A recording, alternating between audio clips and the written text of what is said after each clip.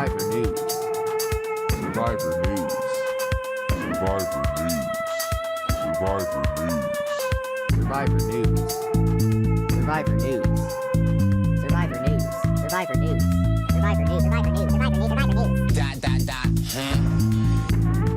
And we are back this week with your Survivor News of covering Survivor Season 47, Episode 11. We're super excited. We hope you all had a very healthy and happy holiday with your family. Super excited to be back with our co-host, the winner of Wendell, the winner of Ghost Island, First Merge Boot, and owner of the Gas Lamp Hotel. Welcome back to the podcast, Wendeezy. What's up?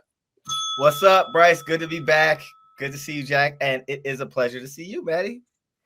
Yeah. So good to be here. What an introduction for Wendell. Right. I mean, accomplishments. He cleaned it up a bit. We have the season 2 of this circle, the mac and cheese proclaimed self. I don't even know what that word is, but proclaimed self of the macaroni and cheese buffalo style. We've got Jack Atkins. Jackery, how are you? I'm good. Hot off a nice Thanksgiving and ready to dive in and excited for today's guest, Bryce. Yes, enough about these two ordinary boys. We are so excited to welcome to the podcast a queen, a legend in her own right, the most iconic person I know. And if you are ever in New Orleans and there are a group of people that you have to corral, but you're kind of scared to speak up, the person that will come to you and say, Bryce, do it, I'll support you. Let's welcome to the podcast, Survivor 44, Maddy P. How you doing? Thank you so much, Bryce. What an intro. We really had a time. I have missed you guys. Y'all, we had a time. We went to Owen Knight's wedding in New Orleans. These boys are a good ass time. We had a really good one. Bryce, we missed you. So we ended up at a rave at like 4 a.m. in our wedding wear. Like I was in a full rave. Yeah, Wendell wasn't there. No one saw Wendell there. But we missed you, Bryce. We were like, this is his shit. He would love this. I was so jealous. I had a 5:20 flight the next morning. So I was like, I cannot be a Jack Atkins and sleep the day away. I have to get up. So I saw the photos and the videos. It looked fun. We had a lot. It was a lot. Holidays was great. How was everyone's Thanksgiving? It was good. It was good. Down in Nashville with some family. Didn't end up cooking too. I made the biscuits. That's my plate. I said, Bryce, I'm picking the plate. You're gonna see some beef tender. We did turkey for lunch, and then for dinner, some beef tenderloin, some roasted potatoes, mac and cheese. I don't see the raisins in the mac and cheese, Jack. Come on now. There's never raisins on my plate. And then a nice biscuit in the middle. You know, I'm not gonna.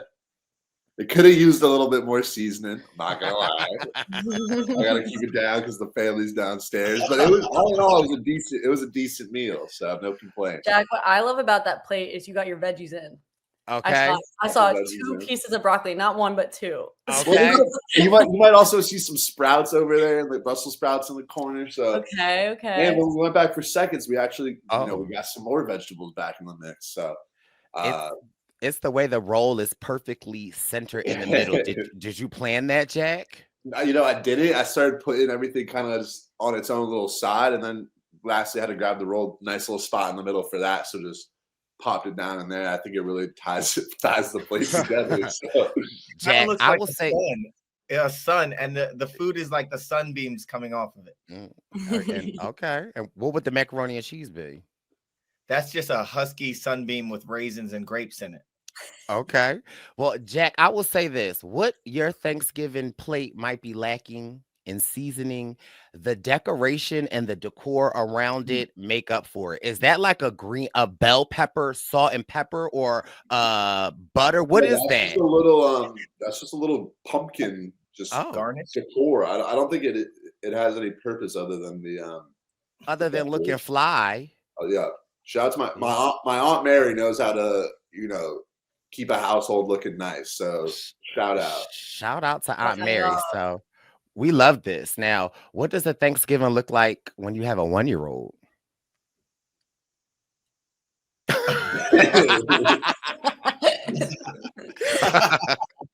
He See, is so cute.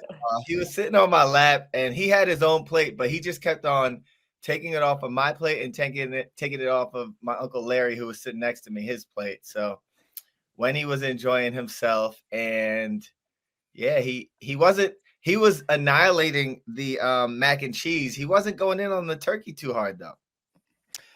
Yeah, I'd say your son has a knack for photography because he took this photo of the plate and it's the angle for me. I like how it's giving something here. So we're going to have to get him a camera or something for Christmas. It's a nice low angle. Yes. Jeez. I think it's artistic. This is how like Gen Z, or Jack, you can speak to this. Gen Z are taking their photos like this, posting them in the whatever Instagram reels, all like blurry like this. This is like a Brooklyn hipster. So I think Yes. that's on thing. I like it. It's kind of like a POV too, because you Yeah. got the like he's about to maybe get a bite. I think it speaks to his life as a baby, at that lower angle, a different perspective. So You think that's why he took it like that, Jack? Yeah. I think so. I think it's a statement piece. I would agree. And it's, you said he was smacking the mac and cheese, wasn't feeling the turkey, but in the way the turkey's kind of in the way of the mac and cheese, is kind of like you can't let that stop you from reaching your goals. I think. Okay. So it's I love that. It's a young Basquiat. So Come on. My man made it on the plate. I want my whole plate to be starch. I don't want any protein, any greens. I want like your biscuit, Jack, your clump of mac and cheese, and then Wendell's mac and cheese next to it. And that's like that hits all of the food pyramid for me. Yeah. Bryce! Oh my Okay. God. spread. The baby boy wasn't playing. My mom recently had surgery, so normally she is the cook of the family. So I had to step it up. Not only did we have a Bryson win the night before, the baby boy had to get up early and do my thing in the kitchen. And so yeah. Bryce, did you Thanksgiving. make this or did you cater it again? Excuse me, Wendell. Okay. The truth is about to Excuse come out. me? I just remembered you. I don't know. Catering. I'm not sure what you're describing, Wendell. The seat on the table. Wait, Bryce, bring that picture back up. Bring that picture back. Yeah, I run might it have back. seen some of those aluminum trays. Yeah, when you have a big family, Maddie, that's like, first of all, saves on dishes. And when you're cooking for a large family, it's you got a buffet style sometimes. Who's So the Morgan listen, alum? Did she drop all that food off for you? no, that is that's my cousin Valita. She lives around the corner from my mom. So she came, helped eat the wonderful food that I that I cook. So yeah. Bryce, I got two things about this. A, Okay. good to see Miss Barb looking happy and healthy in the back. And B, I'm curious, what was smacking the most out of this spread that you cooked? The candy yams. They smack, they hit every time, they don't miss. Delicious. The green beans were really good as well too. We had a little turkey butt in the green beans, give it that smoke flavor. You have sorry, Maddie, sometimes I crack myself up. You ever sucked the meat out of a butt? That's I know. Okay. No. Okay. We're like 9 minutes in. That was a crazy one. We get in trouble, Maddie, from the posse from time to time. Sometimes they say we go to they like the small talk, then they don't like the small talk, but it's Thanksgiving. So I feel like, we had to talk about it. And how was your Thanksgiving spread, Maddie? It was good. My dad in the last few years has been doing HelloFresh, not sponsored, just he does do HelloFresh. Yes, y'all want to. And he has gone from not cooking at all to being really proud of his cooking. So every year at Thanksgiving, he's been doing it on his own. I did the cranberry sauce, so I helped a little bit, but he has been every year getting better.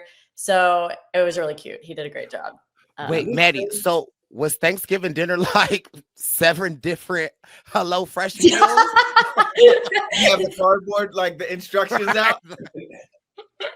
No, it was proper turkey, all that, yeah. Okay. But yeah, it was good.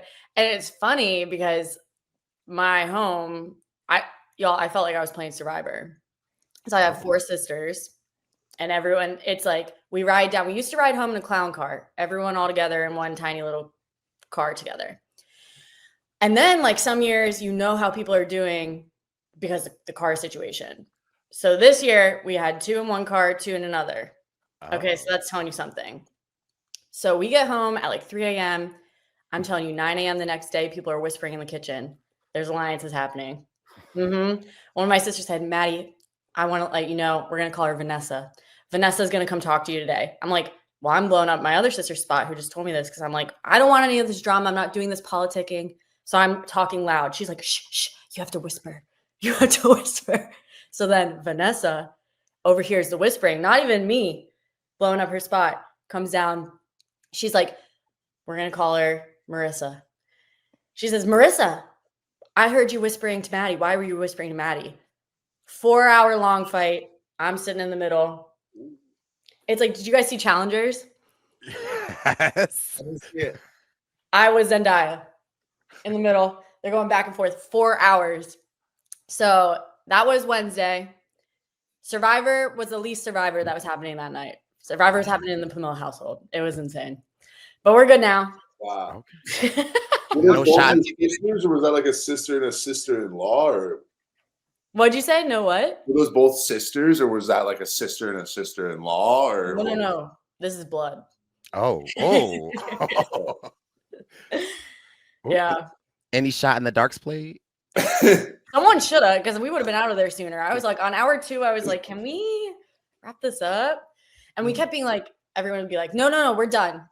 And here's like, one more thing. So I pulled a Rome. I was Jeff Probst. Oh. You got to sit in the seat. Yes. It's not the holidays if it's not a little family drama. Okay. Yeah. But the Bryce and Wend Tour 47 continues. We just were in our hometown of Philadelphia this past Wednesday. This upcoming Wednesday, December 4th, we're going to be in Boston. And whoo, baby, Boston is going to be something special. That's a good one. Yeah. After Boston, it'll be Washington, D.C., and then New York City for the part 2, because you know the part 1 of the finale is in Washington, D.C., then we'll be in New York. Don't miss out on the Bryce and Wend Tour 47. It's a time to be had.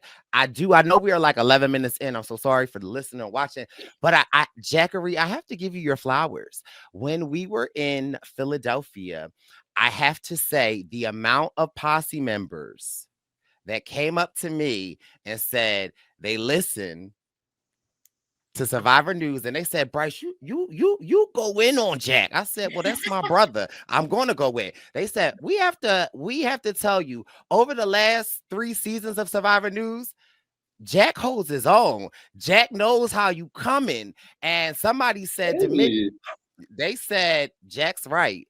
Don't text him nothing about Survivor because that is a spoiler. And they also said about me. Oh, okay. I said, Wendell, come listen to this. You got to hear what they say about Jack. And they're like, oh, yeah, Wendell, you don't even talk on the podcast sometimes. And I don't need to say anything else, but they also gave us the ultimate compliment. They said the fight in their family, they're a Survivor family. They listen to a lot of other podcasts, and they said a new, more recent fight in their family has been that Survivor News is the superior Survivor podcast.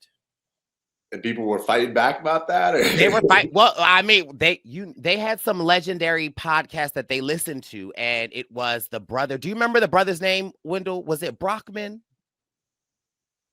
It started with a B. It was our boy, Declan.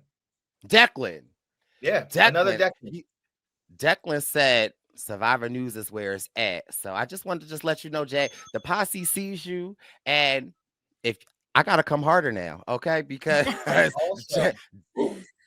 also, posse, we thank you, and we like hearing from you in person. So and you could keep it real with us. I mean, y'all definitely said, Wendell, you don't talk. What you doing? And I was like, I mean, you're right. I disappear, but we appreciate you guys so much. So thank you. Yeah, this is very nice to hear. Thank you for sharing, Bryce. Posse, thanks for holding it down. I see you guys in the comments showing love. Even last week, I got put on blast for my mac and cheese innovations, and I saw some comments that were like, I'll give it a try. So Yeah. I might have a cooking episode coming soon.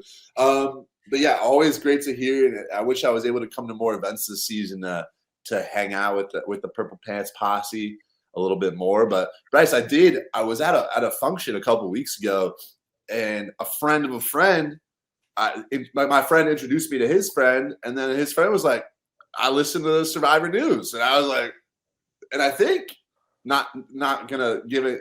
He said he was pretty far in the casting process for 49. So, wishing him the best. What's up? He might be divulging too much information. I'm gonna keep the person anonymous. So okay. But just good to hear. There's nothing better than just being in the wild and finding a posse member. So that makes it feel a little bit more, like what we're doing is, getting out there. So that's very nice, Bryce. Thank you for sharing that. You're allowed to, keep giving me shit, and I'm gonna keep holding it down. But yeah, should we get into this week's episode? One last thing. Hey, Jack's friend, we hope you get on. Yeah. Absolutely. Most of the time when people come up to me like in the wild and tell me they're going through casting, multiple people have been on since then. So it's only a matter you of shouldn't time. be telling people. You definitely shouldn't be telling people. But so far, the people that I know who have squealed to me, they all get on. Maddy, since I want to say we've been doing Bryce and Wendell for the past 4 years. Mm-hmm. Every year since the party, there have been someone at our parties that are on the next season. Okay? Yes. I mean, I don't work for casting, but you can call me Jesse. Okay. Bryce, who I know, because we can talk about past people that have been on, right? So I know Andy, I met at a party. Who else? Teeny. There's Rome. Mm-hmm. There's Carla. Carla, really? I didn't know that. Yes. Wow. Charlie, right? Charlie. There's James Jones. Who, and then it's like 2 more.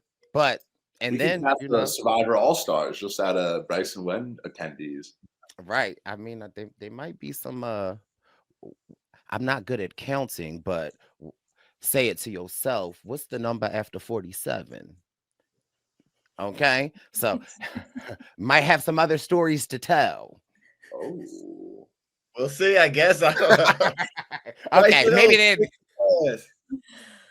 All right, well, listen, because I don't want to get cussed out. And if y'all cussing this out in the comments, just write Maddy. It's Maddy's fault, okay? Blame it on Maddy. I can take it. Y'all heard about the sisters. There's nothing anyone could say in the comments that's meaner than what my sister said to me, so we're good. What we got to do, we just got to put, when we post it right in the comments, starts at 1820. And then 1820. We're getting into it. Let's go, Jackery. What you got? Because this episode. So I'm gonna start off again. Like, I don't know if this again. I'm just gonna say it. I don't know. This might be a hot take, and I want to hear from you guys. There's lots to unpack, but to me, this might have been the worst episode of the season. I just felt like it was a little bit predictable. Obviously, we had Kyle's been on this immunity run, and when he loses, it kind of becomes a little bit obvious that he's going to be the target. Genevieve gets thrown in the mix, but it didn't even seem like there was that much traction for it during the episode. And then like the whole, I guess the other story is this underdog alliance forming, but it's like, all right, well, now you have the majority. You have some good people in the mix on there. The people that aren't in there are like Sam, Genevieve, and Kyle, and by no means are they like the big dogs, right? Like Sam's been struggling since the merge to like get in with the group. Genevieve has lost a lot of her leverage since the Saul vote at James Jones. I told you so. And then Kyle has just been like, not really taking a lot of agency in the game. So they call themselves the underdog, but it's like now you got the winner's probably in that group now. So I don't know. Like there's obviously some different things throughout the episode we can get into, but what sort of like Bryce, what stuck out to you? Not so much this episode. I want to take it back. Okay, let's go back. Because in this episode, Jack, I really thought of you. Well, mind you, I think of you all the time. Whenever I'm watching, and Wendell can attest to this, whenever I'm watching an episode, I'm like, I gotta tell this to Jack, or Jack said this, or it's a James Jones. Like, I don't know why you are like my survivor thermometer of like whether I think something is a good move. And Wendell's like, you do know I won, right? I'm like, I don't care about that. Jack, no. But it really has me thinking, and I guess it's the holiday season. So I'm gonna be nice to you, Jack, this episode. You're right sometimes, and I'll be wrong a lot of the times. And I think like with Genevieve, right? A couple of episodes ago, I was like, Genevieve, that girl. She's making these moves. And it's like, I guess when you think in hindsight, right? Like you're making these big moves, but it's like, I really feel like I love Genevieve, but it's almost like she's backed herself into this corner where it's like, you don't really have too many places to go. And it's like these power moves that are such power moves 2 episodes ago, like it's like Tetris. You know when you playing Tetris and it's like do, and you're like, ooh, that slot right there is really good. But then you're like, well, maybe I shouldn't have put that piece that got the thing hanging down right there. Maybe I should have flipped it. So it's just, I'm looking at a lot of different players like Genevieve. I'm even looking at players like Kyle, where it's like, wow, like these other moves that you've done in the past were really great, but you kind of get like landlocked. I also, my last other comment is maybe as a viewer, we didn't see it, but if I'm Gabe watching this episode, my like hindsight or Monday morning quarterbacking, like I didn't realize how much agency Gabe had in this game, because this episode right here, the fact that so many more moving pieces are able to move now because Gabe is out. I'm like, Gabe really had that ish on lock. There was a lot of fallout. There was a lot of like, all right, now people can get scooped up. Now other things can happen. Yeah, he might have been the glue guy. Don't tell Sam that. No shade, but he might have been the glue guy. I got a question, guys. Is Andy a glue guy? Is like, first of all, how connected is he with everyone? Or is it, all right, everyone's just like, yeah, I'm fine going far with Andy? Or is it like Andy is closer with everyone than anyone? See, now y'all know I love my man Andy, my man Andy. However, I love Genevieve, and I think Genevieve, her post on the game is right on, right? Like you can even see in her spirit and tribal council. Jeff's like, first of all, Jeff is a troll. Okay, Jeff probes F you. First of all, you know Genevieve getting beat down. Jeff will say, hey, Genevieve, your voice isn't as clear as it was. You're hunching down in your seat. You look sad. Everything okay? Like, why would Jeff troll her like that? I think he does this to antagonize people. So when I was in casting, I think if his perception of you is that you are like strong in yourself, then he's trying to get you off kilter a little bit so that you can be more raw, more forthcoming with what you're thinking. Because nobody's just strong, right? They're like, everybody's got insecurities, everybody has self-doubts, whatever. So I think that's what he was doing. I think he was trying to pull out what's really going on in Genevieve's head, because she's so poised and articulate. And like she's so much like, we were watching her. I remember in the cast assessment, I'm like, that could be the winner right there. And we watched her play so strong. And like you said, poised, making these moves. And we're seeing a different Genevieve now, where it's just like, man, this person, it's almost like the game doesn't look fun to her anymore. It's almost like the product of a lot of strong moves that she made, it's catching up to her. And she's like, man, like it actually hurt to vote out Kashan and watch him say that he trusted me, or like these other moves, it actually hurts me. And I think we got a confessional where she said she'd rather be the villain that has to make these tough calls and send people home than a friend who is, because then that hurts even more. And it's interesting to watch this Genevieve arc right now. And especially now that she's not in a power position, she's a powerful player, but we're watching her like, it's almost like she's crumbling a little bit, or her ties are crumbling. What I want to see, I'm sorry. I want to see her like snap back into the Genevieve we know and like just keep on working these angles. We got these 3 people. It's like, go look for idols, like try something. Don't wallow. Don't, that's all. Yeah. I also think what Genevieve said regarding, like, even at tribal council, I didn't think it was like the smartest thing for her to say out loud when she was saying, I disconnect, right? Like I'm not connected to anybody. I'm just a player. And I'm like, Genevieve, girl, first of all, you can't say that, because now everybody looking at you like, well, damn, sis, I thought we had a moment. And I always say this to the people that watch Survivor, right? Like, it is, you can go in there being like, I'm the mastermind, I'm going to play, I'm going to do all of this, but it's a real game, right? Emotions get attached. And I think that one of Genevieve's flaws in this is that she's playing as player Genevieve. And I really want to quote Gabe, or just cite Gabe and Sue's relationship, right? Like, Gabe made that heart-to-heart connection, like, and look how ride or die Sue is. I really think that like Genevieve got to like morph into like real Genevieve and player Genevieve, because it's like, it's a business transaction, and it's going to be hard to get to the end. Now, I mean, you're playing phenomenally, but like, you got to have a little heart. You can't just cut it off. I think that some people, and I might be like this too, compartmentalize. So like, I have work Maddy and I have fun Maddy, and they're kind of 2 modes. And I wonder if in Genevieve's life, she's had to like compartmentalize, and that's what she's doing here. But I agree with you, like some really successful players like Jam Jam, you better believe that Jam Jam in his personal life and Jam Jam at work, they morph. And that's why he's so successful in life and Survivor, et cetera, is like finding that balance. And I feel the same way with both of you. Like, you can be in production mode doing your thing, but you both have like, you're able to incorporate the personal in it.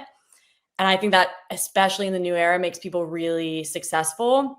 So I agree with you, Bryce, if she can come back into her body and find the balance, but I can see the psychology that she's working through of like, almost maybe wondering like, what's the point of this game? Or she's trying to stick to the point of the game, but forgetting that like, it's complicated. I wonder if for people that played longer, I mean, I certainly felt that even in the first 3 days, like I did sort of feel like I thought I wanted to do this, and now I'm wondering if I'm cut out for it.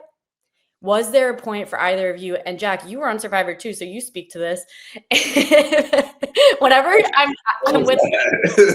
when I'm with Jack at Survivor events, people are like, "Who's this?" I'm like, "Jack, he's from Survivor." I'm like, duh. Right. Yeah, I want to know if you guys felt that. I think I did from the opposite angle, right? Like, I think that like, for me, it was more the emotional side and the connection side. And it wasn't so much of like the gameplay and the aspect, because for me, it's just a little different. Like, I was just unable to penetrate the majority of my tribe. Like, they couldn't really see the business price. Even when I would try to present it, they just like, oh, okay. And so it was more like the emotional side. Another just real quick thing that you said about like Genevieve, work Genevieve and personal Genevieve. I just need Genevieve to go to the holiday party, right? Like, just get to the holiday party, Genevieve, where it's like work and personal a little bit like that. Like, that's the perfect mix we need. Yeah, you can loosen up a little bit at the holiday party. So just don't OD. Right. Genevieve's case is interesting because she came in playing pretty savage pretty early, right? With the Keyshawn vote, with the Saul vote. And, that's sometimes something, that those big betrayals, a lot of times people save that for the end of the game. And for her, I wonder, to me, I mean, it was clear how much it affected Teeny, who was someone that she was close to, and maybe that hurt. And part of me also wonders, like, hey, outside of Genevieve's feelings about it, maybe it's like, she makes this big move and all of a sudden people don't really trust her because of this move. She's kind of on the outs. And maybe part of her is thinking like, oh, when I play a little bit more savagely, that lands me on the outside like it did last time, which isn't necessarily a direct result, but just because of the move that she made. So maybe she's like, oh, I did all this and now I'm on the bottom. And it's like, maybe she's just kind of correlating those things with like, oh, that was bad because now I'm in a bad spot. When it's like, no, if you can flip that switch back on at the right time, get to that holiday party, pour up a little eggnog, do a little white Christmas or white elephant or whatever it is. Then, white elephant. Then she could be back in a good spot. So I'm hoping, maybe she's survived a couple tribals where she was kind of the second option. Maybe she can be like, all right, I got a second life in this game. I'm playing with some house money. Let me get, back in my zone. But she's a great player, but I'm a little bit worried with the spot that she's ended up in. Can I ask the group a question? Genevieve said something that was interesting towards the end of the episode. Andy, y'all know I love my man Andy. I am hoping that Andy can win. I'm hoping that Andy gets far. Do we think it might be a case of editing in the sense of we are seeing this Andy that is this mastermind? We are loving him. I mean, I love him. It was interesting when Genevieve started poaching people and she was like, these people that we just bringing on along, like, how about we get rid of them? And she mentions Andy and Sue, right? And Sue, right. But more specifically, Andy, because they don't really show Sue, like the editors, as somebody like Sue is just loyal and riding on. But with Andy, it's like, even if Andy is doing all of these great things, it's perception that matters. And it's like, I don't know. I just thought that was really telling that she would name an Andy. And I'm like, wow, do they still not see Andy for all, like, and is that a good position for Andy to be in? Or is that like not great for Andy to be in is the question. That's a good question. Right. I think that since Andy's first day when he fell out on the sand and did all of that. I need it all. I'm dying. What is it? Like? They're not clapping for me. All of that, right? I think everyone looked at him differently from then on, and I think that helps an Andy get to the end of the game. It's like people are looking at him like not taking him as seriously, but that also helps Andy because now we're getting these awesome confessionals where he's like, he is making moves, but he's also being the Andy that we saw on day one. Like there are multiple sides to Andy. So you have a Genevieve who has been playing the game, making tough moves, like really playing Survivor since day one. And she might look at an Andy like we saw him on day one. But in actuality, Andy he's talking to people like, and again, it's easier to get to the end of the game when people look at you as someone they want to sit next to. So it could be a two-way street, but Andy is still opening those doors and having these conversations and sitting his confessionals and explaining his moves. So I think there's a world where Andy does get to the end of the game and he does receive some votes because he made a lot of these connections and he's able to articulate it. But I also think there's a world where he gets some votes, but people are mad at him for the same thing that he admitted to in this tribal council, where he was like, I lied to all of their faces and sent them home. So like, I could see people appreciating that, and I could see people bitter about that, but I can certainly see Andy sitting somewhere at the end. I think Am I talking enough for you guys? Yeah, I love it. Yeah, Andy's a really curious case for me. Like, I think, we heard early in the season all these high school analogies about like, I only had 4 friends. I wasn't sitting at the cool kids table. And to me now, Andy's gameplay kind of feels like someone who wants a seat at the cool kids table. And maybe there's a few different cool kids tables, and Andy's put himself in a position where it's like, oh, I could grab my chicken nuggets from the lunch lady and I could go sit at a couple different tables, which is great in terms of his connections, but I don't really think he's a core. We talked about, is he a glue guy? I don't think so. He's someone who could bounce around to these different spots, but he's not that core person for any of the groups. And he's got a lot of agency, it seems like, and a lot of connections, but and we see him time and time again getting confessionals like, oh, I could do whatever I want. I can make, but I look at it, I'm like, has he really made any game-winning moves yet? Not really. Like, we see this episode, he wants to go for Genevieve, which I actually think is the right move, but he kind of gets written off. Like, the case he makes, and Bryce, we talking about Kyle's immunity run, you guys were like, no one's out there thinking that. My boy Andy is. but he makes this case, and it just doesn't really get a lot of traction. So for me, it feels like Andy's. It reminds me of high school. There's kids where they'll try to get in with every crew, but they don't really have their own squad, and that's going to get him in trouble. Not to mention, like you said, where he's talking to the jury like, "I lied to all of their faces." Da da da. It feels a little bit like braggadocious, like he's kind of rubbing it in, and it's not so much. There's not enough finesse right there.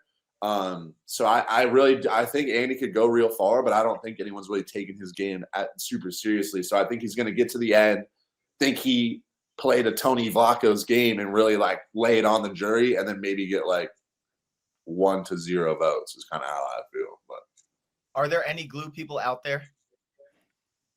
Me, I think. Rachel. I would say Rachel's the most gluey, and she's in this underdog alliance where she's I think the best player in that group right now, and she's got some tricks up her sleeve with an idol, with a block of vote, and some clear targets in front of her. So if I was a betting man, I'd bet the house on Rachel, because I think she's going to be able to get to 5 pretty easily, maybe play her idol, maybe win a challenge, do well in fire, and really have a good case at the end. So now, well, I want to hear your thoughts, Maddy. Who did you say you thought was glue? So I think socially teeny. But I actually want to pull on the thread that Jack was going with there. Do we think, okay, we're there. Like, imagine being there, not watching it. Are people not seeing, be there, Bryce. Are people not seeing Rachel? There are a lot of distractions. You got Kyle winning everything. You got Sam, this guy who he's a loner, but he's like this big, handsome, whatever guy. And you have Genevieve who has made these moves. So there's a lot of distractions, if you ask me. And in Rachel's case, now she if she makes it to the end, she can win. She has an arsenal. She has a block of vote. She has she just won immunity. She went on this journey. But what I'm scared of is if Rachel goes out like really close to the end. So because she has everything in her pocket that could get her, it could propel her right to fire making or something like that. I'm scared that whoever sees that and they're like, we have one shot to get her out.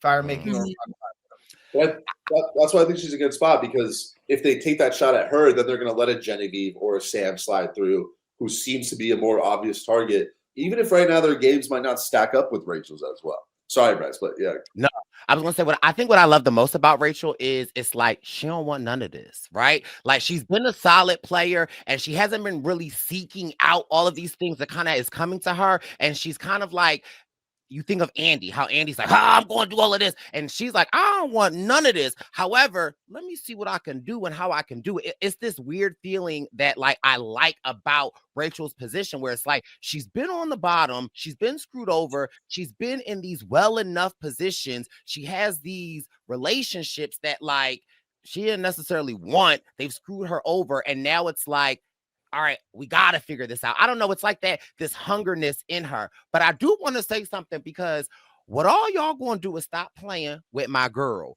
You said who's a glue person. I hear not one of y'all say the right thing. And the right thing is Caroline. Okay? Let's give our queen her flowers. First of all, her story about the ADHD. Y'all know me, I'm an emotional person. I cry. But hearing her talk about being her younger self and trying to get tasks done, but she couldn't get tasks done because she could always focus on different stuff. And she just was so hard on herself. And she was felt like she when Maddy, the way that hit me, I'm like, your younger self, Caroline, baby, I'm in my early to late 30s. And man, I'm struggling with that right now. That was such a real moment. And in my opinion, to know that about Caroline and to see the way that she's able to maneuver through this game in such an authentic, honest way, I've been saying all season, it's so refreshing. She had to turn on Gabe and pissed off Sue. She ain't run from it. She said, hey, Sue, Gabe was telling me everything to do. And I came to play, and I can't play with the way he doing. And and Sue was like, you know what? I love that girl, right? In the midst of the tribal council, when Jeffrey is beating up on my girl Genevieve. Oh yeah. Caroline is like, well, actually, Jeff, well, actually, words that I listen to are from a great survivor that say, you know, when the smoke is smoking, light a joint, you know, and he like, well, who said that? And she like, Caroline, like, I don't know. Genevieve, it's her. I don't know. I can't describe. She's a great communicator, right? And it just seems like a great friend, like in Survivor and in life. I agree with you there. Like she knows, like we said earlier, you could tell she works kind of corporate with some of the lingo she uses, but she's also very like empathetic and yeah, she's someone. And great. She cut Gabe when she needed to cut Gabe, like you know, like I said, but then when I was watching this episode though. When I was watching this episode, and I'm like, girl, I think you cut the wrong person. There's a world where she should have kind of maybe cut Sue. Could you like and have Gabe still there because they would have still like I just that would popped into my mind. I'm like, Carol, I think you might have should have got Sue. But Sue's so loyal. Like the way that Sue was talking about who came up to her. Oh, Rachel. Rachel shared that immediately. Sue opens her heart and is like, now I trust you. You know, like that I feel like that's hard to get rid of. Right. Do you think that Gabe was loyal to Caroline? I don't think Gabe was really loyal to anybody. Yeah. Like he just used her, like not used her, but I think like it was good, so it was good. Yeah. Can I can I tell y'all the most funniest moment of the episode when I rewatched it? Tell. And also it's like a humble brag. When Rachel when Rachel won the immunity, the bat necklace, it's ridiculous. They came back to camp. And she turned to Kyle and said, where do I put this? I don't even know where to put it. Kyle was like, hey, go right over here, put it up right there, push it back, and it won't. I don't know why I thought that was so funny that she literally had to go to Kyle and say, where do I put this mother effer? Kyle's like, it go right there. Like, he should have said, put it around my neck. Yeah. Can you do that? Can you bequeath the necklace to anyone? Yes. It hasn't happened in a while. Maddie. Eric was the last person, right? Who did it? I think Brandon Hance did it too, right? Wow. So can we? I was thinking that. Sorry, I'm all chaotic. You're good. I'll let Chaos my Jack, since you are the only real Survivor player here, what are the rules? Why is Maddie catching strays? No, I mean not Maddie. No. Jack, since you and Maddie, sorry, are the only real Survivor players here. What is the rule about that? Because when I say that has kept me up at night so many times, right? So you can give your necklace to somebody. However, do you have to make a proclamation soon as you get to tribal, or can you use it like an idol when after the votes are counted and just says, does anybody have an idol? Do you know? It has to be before the votes are cast. Yeah, you can't use it like an idol on someone else. Okay, then that kind of takes the power out of it because exactly that's why it's like no one really does it because then you're just like completely exposed. So, yeah, it would be. I'm sure at some point it'll probably happen again. You know, they just gotta. Yeah. And now they cast all people that know the game and they know nobody does that. So it's just kind of now it's like no one's gonna do it. Back in the day, you'd have people that would be like, why not? Like, right. Yeah. But is there a world where I could give it to Maddie? But like, just have her wear it. I'm not giving it to her. And she just wears it at tribal. But then I'm sure Jeff would then ask. But because that would throw a lot of people off. Like, why the hell is Maddie wearing the That would be so fun. Wait, I hope someone does that. Yes. 48ers, 49ers. Wait, 48 already happened. 49ers listening. Make it happen. Years listening. Jack's friend, Michael. Maybe there's a world where you like fake give away the necklace beforehand and be like, I'm gonna give it to Maddie, and then maybe people aren't like, Maddie's off the table, and then Maddie can give it back to me, and then maybe Maddie's name wasn't circulating as much because of that. But that would just be, I don't know, that would be pretty dicey. But I want to see the order of operations. Like obviously the immunity necklace is old, but like with the new stuff, like I want to know because when I played. You could play your shot in the dark, see people play their shot in the dark, and then play your idol.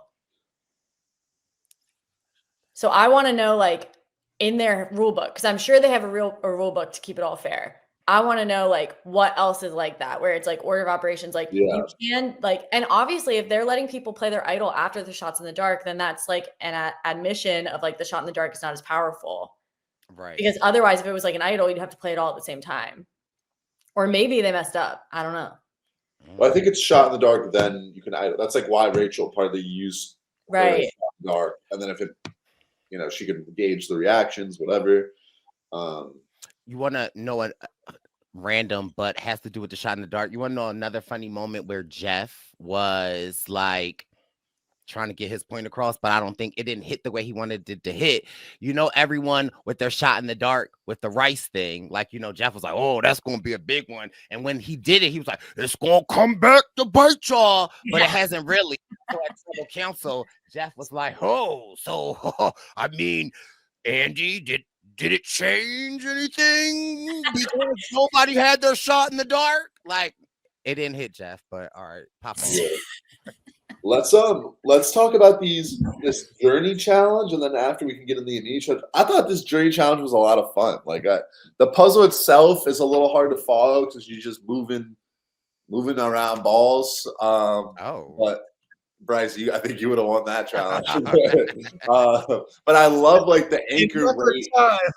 I love like the anchor weight timer. It was so creative. It was something we've never seen before.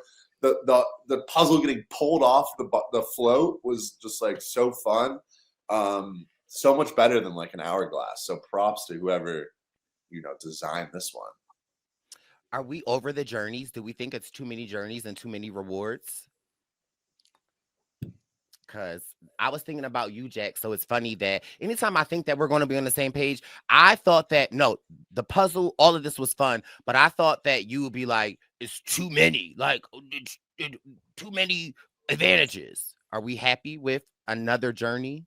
Right now, I think we're okay, but it's, it depends on the circumstances. There has been a journey in a couple episodes, right? And the last one was more for them to just get their votes back. So I don't know. There hasn't been that many journeys this season where there's like, I guess it was early in the season, but now this is just kind of a random one. I don't know. I wasn't mad at it, and it was kind of a slow episode, so a little something in there to keep things moving. I agree, Jack. I hate a journey. Get rid of them. I hate them. But this one, I actually didn't mind. I thought it was fun because they changed it up. Like it's the little things. Having her in the water instead of going up a mountain. Like we're always going up a mountain these days. Yeah, 41 or whatever, where there was a journey like every episode. I'm good on that, but now and again it keeps it a little more fresh too, a little more surprising. So I like this challenge. And then Wendell, what did you think of this challenge? This journey? I thought it was a cool journey. They talk about it a little on the On Fire pod, how they, an hourglass is basic, but someone was like, why don't we throw a rock with a rope off of a barge and it'll pull the table? And then they're, trying to figure out how to make it work. They're like, all right, if we did that, it'll have to be way in the middle of the ocean. So now we have this mechanism that has a few of them that go down. And I thought it was super cool. I thought the engineering aspect of it was dope, and they pulled it off. And how Rachel just got it just before it fell. Yeah. I think it was awesome. Yeah. It's when she started. Go ahead, Jack. I was gonna say it's the kind of like effort and innovation that I love to see from like the challenge or the whatever department, where it's just good to see them. I'm sure that took a lot of effort, but it's definitely appreciated, compared to the usual, let's send them on a hike and they could like pick a scroll. Agree. Yeah, the innovation doesn't go unnoticed, and it made for good TV. And also when she started, I said out loud, I don't know if she's going to finish this. I don't know. I said to my family, I was like, they test this, so it's possible, but this feels not possible. How fast the rope was going. Whew, that was cool. Even though the rope wasn't near her leg, I was getting nervous because I was thinking like if I were up there, for some reason, I just feel like the rope would get me. And while I'm doing the puzzle, I'll be like, that's what I was thinking about. You guys, I'm sitting in my dad's chair, is like literally 40 years old. It is leaning, but it's so comfy. I'm going to change this.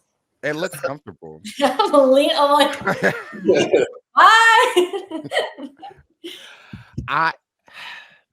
somebody I love this season, but I was like a little like not disappointed. And the only way that I could like think of it is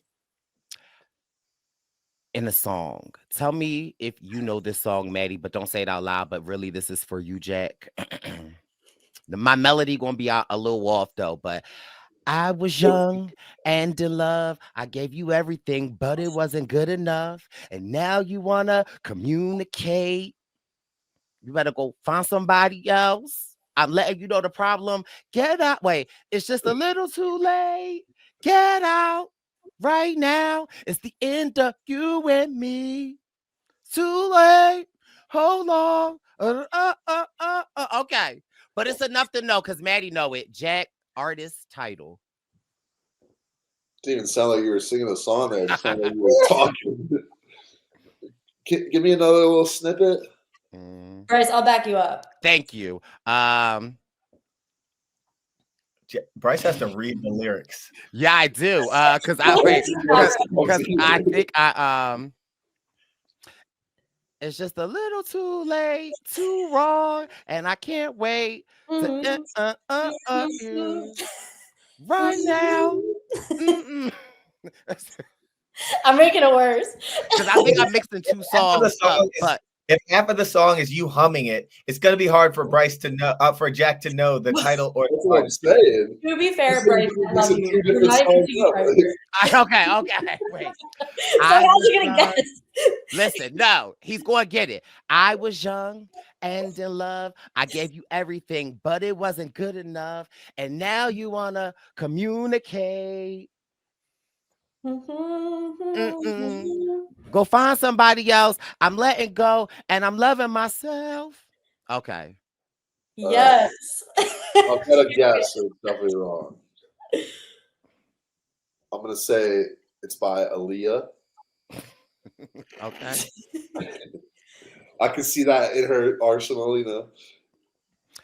Title? I'm gonna say Too Late. Okay. Is that right? Too late, too little, too late. By the iconic, the classic JoJo. But mind you, I think I was mixing up her two songs. But I say all of that to say JoJo. Oh. Is it really called Too? I thought it was called Get Out.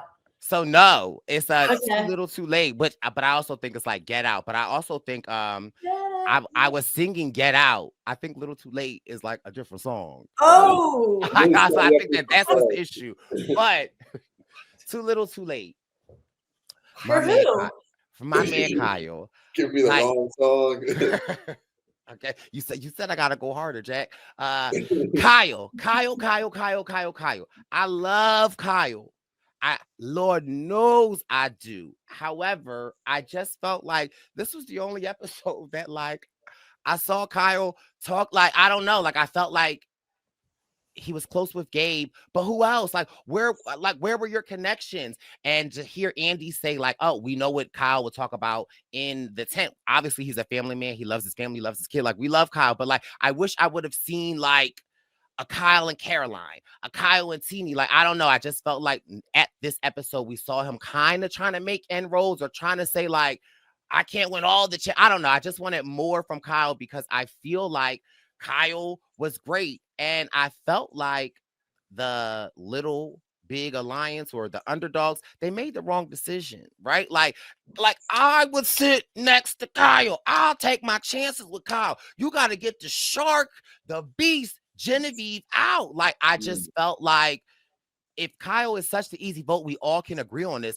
He ain't going nowhere, right? Like period. Let him stay.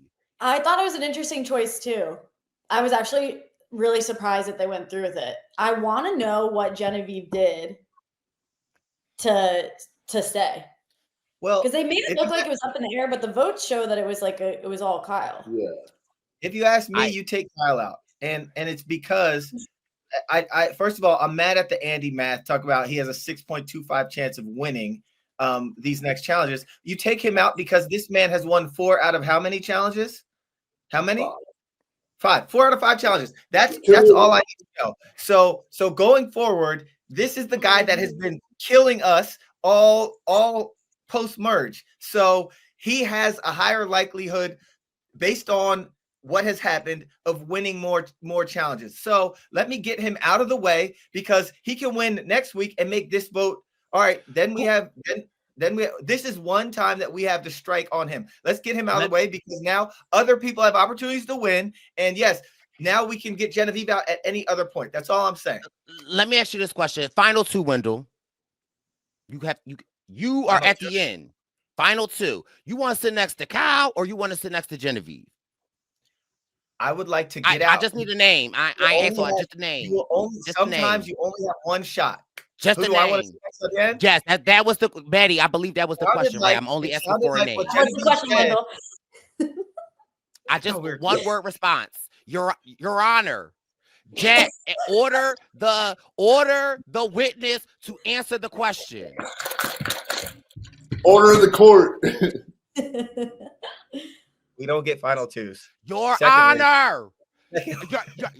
Your Jack. Permission to treat the witness hostile. Everything. I guarantee you, Genevieve goes home within the next 2 votes. I guarantee it. Timing is everything. Honor, you sometimes you only have one. Get your client in check, Maddy. I'm gonna let Wendell go because people have been saying they need more from him, and I'm gonna give him more than one word. So. See? Answer the question, Wendell. Just one word. If you're at the end. If you ever could get to the end again, which we know we can't, Winners at War has proven that. But if you could get to the end again and you could only sit next to one person, I just need an answer. Genevieve or no, just say letter G or K. That's all I'm looking for. 3 people sit at the end. Okay, here's no, Jack, get him to answer it, Jack. Well, okay, but he's saying like maybe you would rather sit next to Kyle. I would rather sit next to Kyle. Thank you. But Genevieve, there might be more opportunities to take her out. So he's not saying he wants to go to the end with her, but it might be easier to get her out next time. But I agree with you, Bryce and Maddy. I think that A, Kyle isn't a huge threat at the end necessarily. And B, I'm kind of on board with this Andy math to some extent. Because I just think I said 4 out of he's won 4 out of 6. One of them he didn't really win. Like, right, he went out before Teeny and Genevieve. So call it 3 out of 6. That's where Andy gets the 50%. And then 50% for 4 more challenges is about 6%. Christian Hubicki had a great tweet about all this if anyone wants to look at the math. But the thing is, the math is a little bit of a simplified math, right? Because there's more at play here. I think, obviously, the numbers get whittled down. If Kyle's against fewer people, easier to win. But at the same time, a lot of those challenges that happen later on, there might be some more puzzles going on. And like I said last week, you put me in a puzzle against Kyle. No disrespect to Kyle, but not even me specifically. But if I'm out there, on an island, Jack ain't even been on an island, and he is threatening someone who has won 4 challenges. No puzzles. Well, I'm saying if I'm out there, if I'm a Rachel or I'm a Sam or I'm a Genevieve or whoever or Andy, you put me in a puzzle against Kyle, I'm gonna like my odds more than you put me on like a plank bouncing stuff. Like so. The other thing. Wait, Jack. Yeah, no, because you don't want to answer a question. I'm gonna cut you off. Jack, question. Last week you said you're not really on Twitter. You don't use Twitter much. No. Okay, so but wait, so you like after the episodes, you do like peruse Survivor Twitter to see what the people say? No, I didn't see that on Twitter. I saw that on I think Survivor T made a TikTok about that tweet, and I watched it. But I don't. Yeah. You don't. The other thing that we considered. The other thing that we considered was okay. If like you said, Bryce, you'd rather sit next to a Kyle than a Genevieve at the end. I get it. I agree. If we considered, all right, even if Kyle can win everything out, if we're not scared of this man at the end, go right ahead. Win as many as you want. But other people might have to play an even different, more, whatever game to sit at the end. So like, just because based on like Kyle pitched, the mere fact that you're winning challenges doesn't mean that you're going to win at the end of the game. Yeah. But getting rid of this guy, like I think they have these 3 people that they want to get rid of. They have an alliance of 5. So, all right, we have a shot to get rid of 1. Cool. Now we have an alliance of 5 versus 2. All right, we will have a shot to get rid of the next 2 and the next 2. And they might it might be easier to win immunity now. Like, I agree with that. And I think the thing is, I think this move goes over because most of the people outside of Kyle, I think, feel better about their chances at 7 than like if Kyle's still in, right? They all think they have some options. They might not all have those options, and I think for Sam and Genevieve, they'd probably rather lose Kyle than to lose the other person, because Sam and Genevieve could actually be a strong duo moving forward that can make some things happen.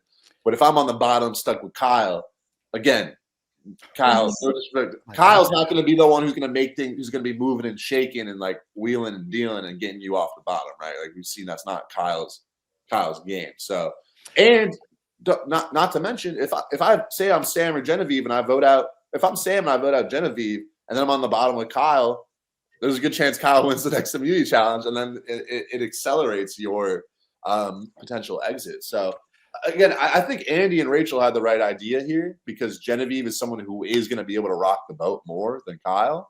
But at the same time, I think, when you have this shot at Kyle, it clears things up.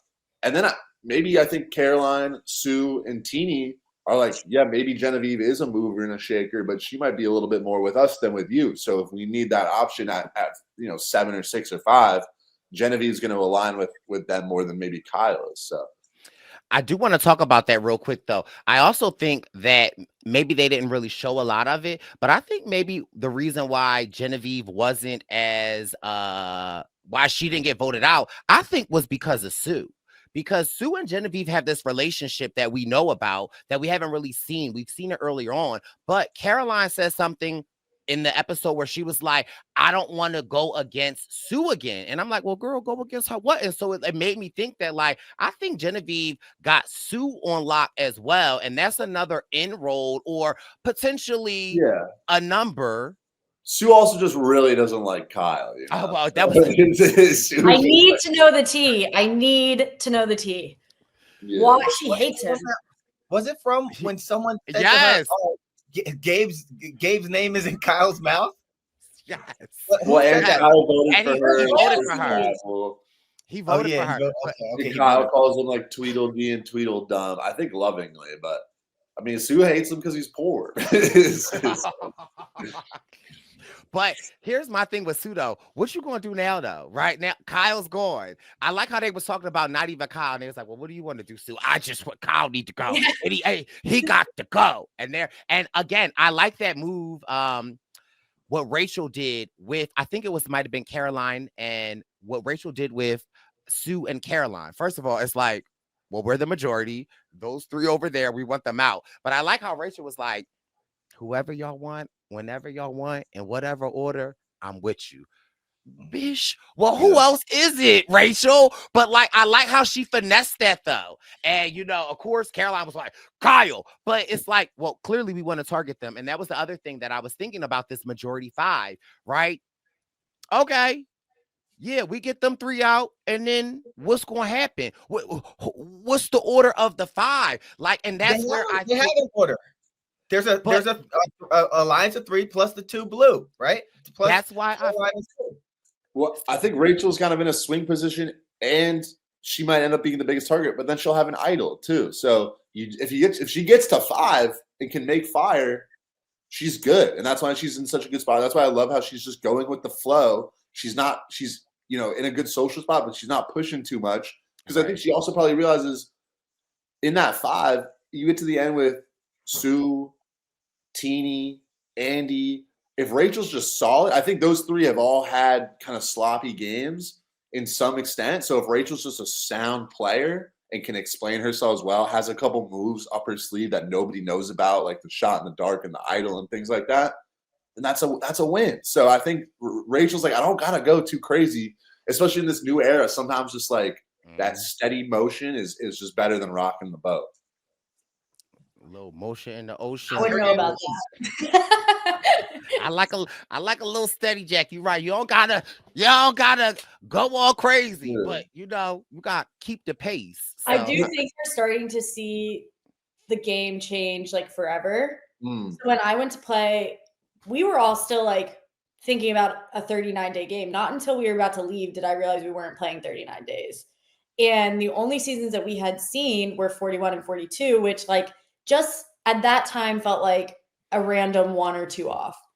Now, I mean, I think the game is different forever. These people are playing like they know the pace that they need to play at. People are experimenting with different like times to go hard and like lay low, like you're saying with Rachel. And I think like it is forever changed. And I'm curious to see what happens on 50 if they go back to a longer game or if they keep it. I am hoping for 50. It is 39 days. I feel like y'all can at least do that. How many days did you play, Bryce? I'm serious. No, that's not shade. It was probably like more than 2 weeks, right? Oh, well, yeah. Yes, it was. Yes. 9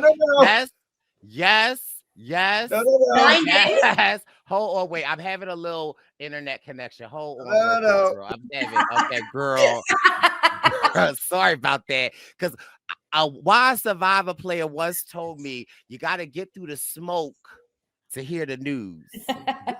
Girl, I played 16 days. So no, I didn't. I played 11 days. Okay. So at this time, I would have made the merge. Yes. I don't listen, we don't need to do math. Look, let's rewrite it now. Just don't have Andy do the math. Question for everyone. Haven't really the original glue guy. We haven't talked about Kyle. Is there Sam? Listen, y'all know, but listen, does it count, Maddy, if like you say a name wrong, but you know what I meant? I'm with you. Thank you. Well, okay. We got a podcast, so this the posse. The posse know. They know. Okay, I said Kyle, but I meant Sam. Thank you, the original glue guy. Clear as day. Thank you. We haven't heard Wendell. Go back to not talking. Okay. Does Sam have an inroad? No. Why? I'm sorry. I love Sam, but I think this 5, they know their targets. They know what they want to do. I want Sam to keep working the different angles. I want Sam to look for idols. I want Sam to try to win immunity. But they're going to get Sam and Genevieve as soon as they can, just like they got Kyle as soon as they could. That is my prediction. I'm slightly more optimistic, but I do think Genevieve, it's sort of a modern day Survivor trend where once you get towards the end, everyone's aware enough of knowing like who can I be and who can I not be. And so they all sort of seem to know that like Genevieve and Sam are big targets. And even like Sam self-admittedly hasn't had a lot of agency since the merge. Sierra goes. But once people kind of put that label on you as a target, it sort of just perpetuates itself. And so no one wants to go to the end with him because if he gets to the end, it's like, oh, he was a target and then he survived. But I do think Genevieve probably is a target before him. And then once you get to 6, who knows what could happen? Maybe you win an immunity. Maybe you get an idol. Maybe people want to shake things up. But I do think Sam and Genevieve are in a really tough spot. Question, and I'm not trying to be funny. I'm trying to like devil's advocate and make a case for Sam. They've labeled him a target. But why? Yes, I'm thinking the same way, Bryce. Like other than he's a target in my eyes. He's very handsome. He's not too tall. He's charismatic. Not short.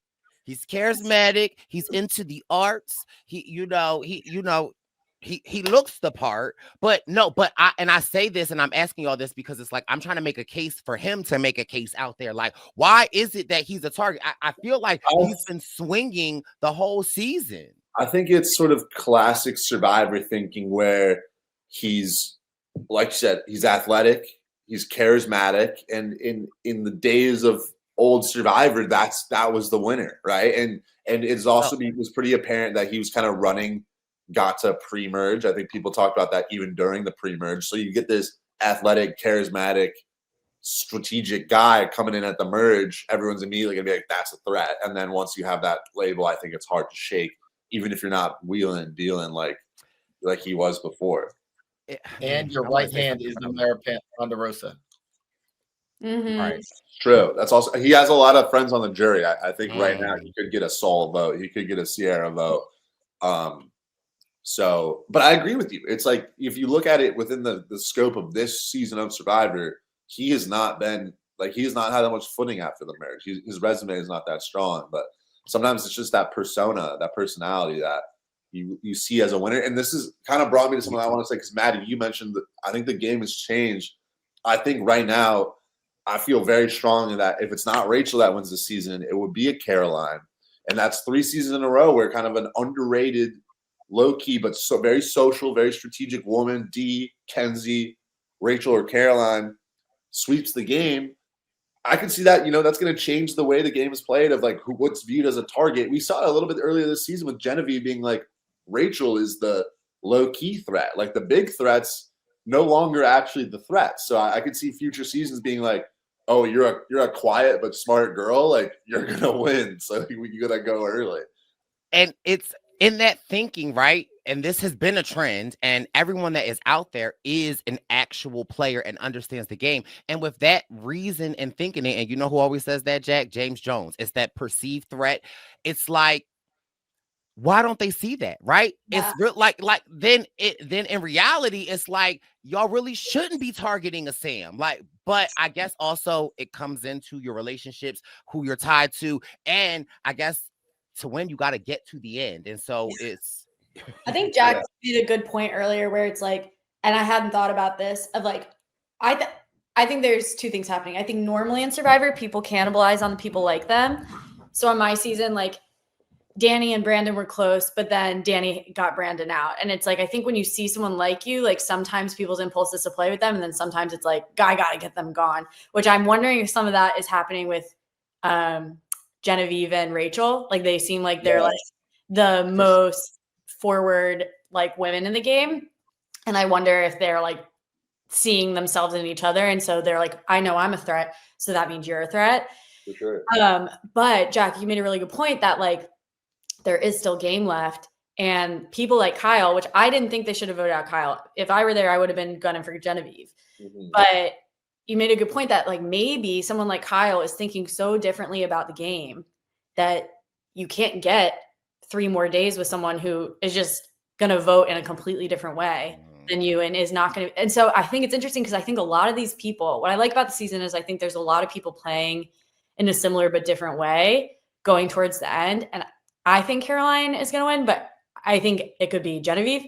It could be Caroline. It could be Andy. They all are playing a similar but different game. That's what makes this interesting because it's not a clear winner. But maybe that's why we saw Kyle go. Maddy, Or maybe we'll see Sue go for a similar reason. She's playing with such loyalty.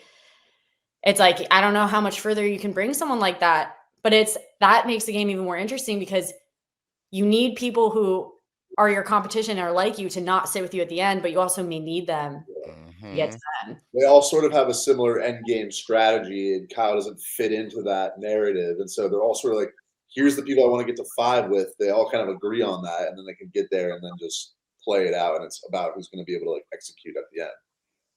But keeping a Kyle in could be so beneficial for a Caroline's game, right? Like there are these swing people that they are going, but it's like Caroline and Sue, y'all could change the mother effing game. Like you could really like flip it, and just the viewer in me, I kind of want something like that to happen, right? Because at this point, it's kind of feeling like we know who the final 5 is going to be, and it's like, surprise me, shake it up. Yeah.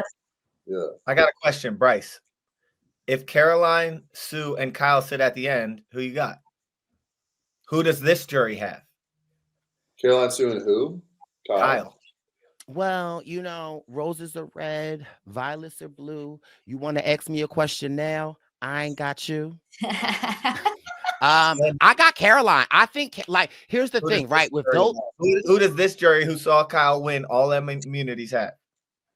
So I could see them having a Kyle, but I also think that you are then also underestimating Caroline's social ability. We might not see it, but I am pretty sure Caroline has a relationship with every one of those people on that jury. Okay. Yeah. So I'm going with Queen Caroline. I love that you're standing Caroline because I feel like there hasn't been enough love for her. Right. Yeah. Absolutely. Like I see it, and there's something in her I love. And also just another comment that I want to make. Genevieve. I know she's down and out right now because it's a lot going on. However, I love the fact that Genevieve is playing what we would quote, because we talking classic Survivor games.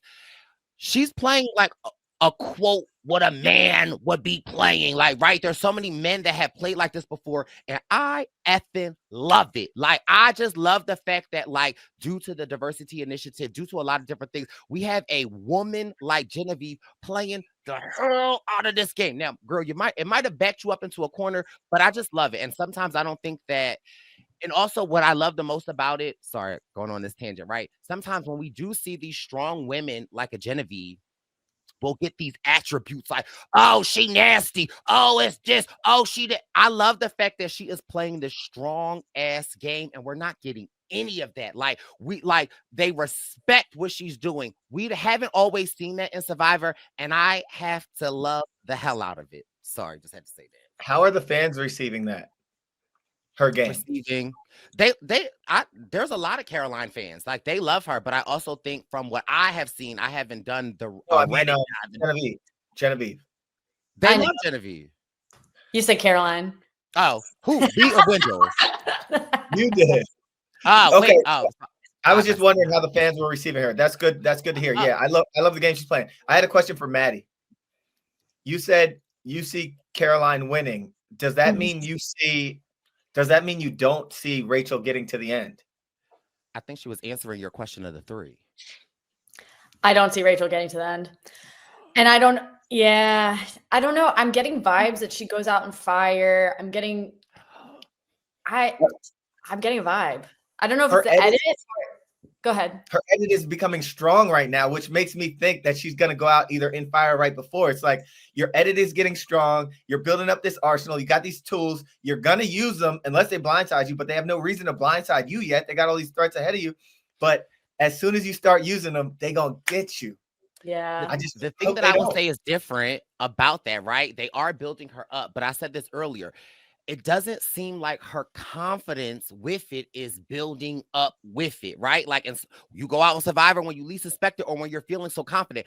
What I like about Rachel, she like me. Like, you're actually in the best position of your life, but you thinking like, I'm having the worst day of hell and I'm always stressed. And so, like, that's what I love about Rachel is that, like, it's not like her confidence is building. She like, well, damn it. Like, why is this happening? I got to do this. I got to work with this. That's what is so relatable about her. So although the edit is, I don't see her confidence rising. And that kind of like gives me faith that I think she could do it. And that's actually good gameplay. Like, yo, stay low, keep your head down and grind no matter what you got in your pocket. Don't get in those confessionals talking about, oh, look what I got. Oh, nah, like lock in. Don't take it for granted. And we'll see. Like, she has the tools to get there, but we'll see. So something I ask everyone who's ever won is like, did you know you're going to win? And most of the time people say yes. And so I want to know who from 47 right now thinks that they're going to win. Because just like you said, Bryce, doesn't seem like Rachel is like taking it a day at a time, it feels like, and has like keeping herself in check. Then we got like Sam, who's like on the outs. I would think might be someone who's more like calling his shots. I'm like, who of this group is calling that they're winning? Andy. Andy, yeah. 100%. He's saying it in front of, like, yeah. I'm running it. I'm smiling in their face. Andy is calling the shot. Do you think that's an accurate perception? For Andy, yes. I don't. It's funny you ask that, Maddy, because I'm sure there's a point where, like, I'm sure, like you said, most winners kind of know they're on the track to win, but I'm sure there's a lot of players who get to the end game thinking that they're on the track to win too, and then it doesn't work out for them. So, but if they had won, then they would have been like, "Oh, I knew I was going to win too." It's hard to know because the most, I think, impactful thing that I hear people say that comes from Survivor is like, you don't know which way's up and which way's down because you're the narrator of your own story. So as far as you know, you're the hero. Yeah. And we see this with some people's edits this season. I mean, like it was their show. And then you get, I love Rome. I love Rome. And I think my sisters asked, what's Rome like? I was like, I love Rome. He's such a sweetie. But it's like we only see one part of people, which is like when they're being gassed up by production and they think like they're running the show. And Kenzie was running the show on her season. Dee was running the show on her season. Jam was running the show on our season. And it's like they called it and they were right, but everyone's calling it. And some people just aren't right. And so it's a mind fuck. You get some people that the producers are able to really gas you up and you say whatever and you're in there. I'm in the most comfortable. You get the Rome stuff, right? But then some people are like, now I'm locked in, like, and like we're seeing it from Rachel. I think Andy, we're getting a lot of that with Andy. Like, hey, tell us about your smile. Tell us about how you went and made these moves. And I think Andy has went from such a low in the game to really like he's moving around, he's maneuvering, and he's really feeling himself. And there are bigger threats ahead of him. He's narrating his own story, but what will the jury think? That's all I'm wondering. Maddy asked a really good question on Ghost Island at Final 7. Were you projecting yourself to win? Did you see it? Final 7. I think I don't remember which episode that was, but what was the point when you started to like? When my dad came out there, he was like, Wendell, I walked out there, I saw you standing amongst all these people, and it looked like you in elementary school when I'd see you standing with your friends about to compete at something. He was like, he said I had something right then and there. And then when I said I was gonna go to Ghost Island and I wasn't gonna go on the reward with him, he said something like, we'll celebrate your win and blah blah blah. And I think around then I was like, I see a path to the end. I have my allies. I have Dom. I have Laurel. We even have Donathan. I'm cool with Kellen. I'm cool with Sebastian. I'm cool with Chelsea. Like Angela. We had a path, and I had my idol, and Dom had his, and we're like, you know what? We're protected. So I think somewhere close to 7, I saw it. Mm-hmm. But when you have someone as strong as Dom, and when you have someone as willing to do whatever as Donathan, and when you have someone as brilliant as Laurel, who she controlled, like she held us down, but she's the smartest person on the island. She could have cut our throats, she was very loyal, so she didn't. But so you never really know. And then going into Final Tribal, I didn't win. I had to win fire to get there. So like you don't know until right. I squeaked in there, and now I'm against Dom, who played a strong game and won immunity in the final immunity. So you don't know. You just got to give it your all out there. And I squeaked by as close as they get. So having been that person, who is the Wendell in 47? Who is sitting with all of these different avenues right now? One person. I think the closest person is Rachel. Y'all heard it from the winner. I told you where I think she's gonna go. Like she's gonna use. She's so humble. She's doing it, but she's gonna use these tools, and they're gonna see her. It's gonna illuminate her, and then she's gonna have to win Final 4 or win that fire. One of the two. She could do it. What on season 40 when you made the merge? What was like your end goal? Where were you sitting? How was you feeling? I sat my behind on the jury. That's where I was. Here's sitting. Another question though. Random. All right, we can wrap this up because then we're going long. But wait, on Winners at War, I don't think I've ever asked you this. When y'all merged, do you ever wish you didn't, or from our perception, do you ever wish you didn't like dap up Jeremy? I gave him one hug. I gave Jeremy Collins one hug. Okay, I was happy to see my idol. Okay, I might have gave a little one hug, right? Would you?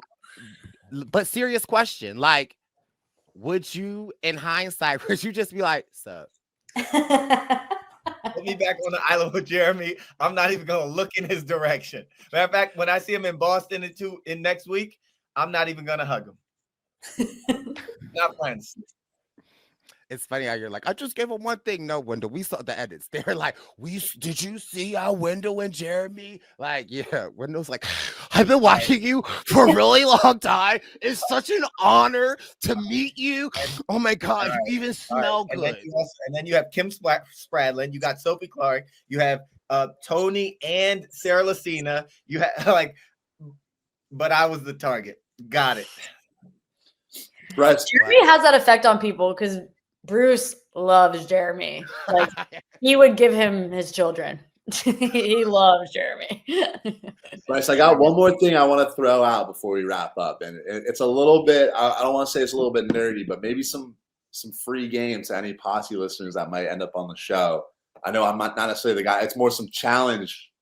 So we didn't talk about the immunity challenge. This is a classic, and there's something I've noticed that nobody does that would really help in this challenge. So I want to just throw it out there. Basically, I drew a little diagram, but it's like, with my notebook. So you know, everyone, you have the table, and everyone stacks the blocks. You have the table. Everyone stacks the blocks like flush with the table, right? You put the square block, and it's facing you straight. What you should do, so it's like this. It's like, so this is the table, this is the block. And the way that things, fall over physics-wise is when the center of gravity of your thing goes past, like extends past, it topples over. So you want to have the most width of your center of gravity as possible. So what they should do, you should angle the block 45 degrees so it's like a diamond, because then you have instead of like this going this way, it's going this way, which is like, and this is the square I drew. So when you angle it 45 degrees, you have like the hypotenuse, which is of the square versus like the straight on, and the hypotenuse is always longer. So if you angle it 45 degrees, you allow yourself more wiggle room with the tilting. So your tower's gonna be more stable. So if anyone else is ever out there, just angle those blocks 45 degrees. Unless I'm out there too, don't do it. It's not gonna work. No one ever does that in these challenges, and it's like physics-wise, it's just the better way to do it. So you said the hypotenuse is longer? It is. Okay. I'm trying to see what's up with some hypotenuses. Okay. Okay. Come on, Professor Atkins. But anyway, I see the challenge so much. I'm always like, just rotate the block. It's gonna be easier. It's obviously really easy to just do that once you know. So to the posse listeners, if anyone ever ends up out there and wins this challenge because of this, just know I got you. So you heard it here first. Okay, Professor Atkins, we appreciate you.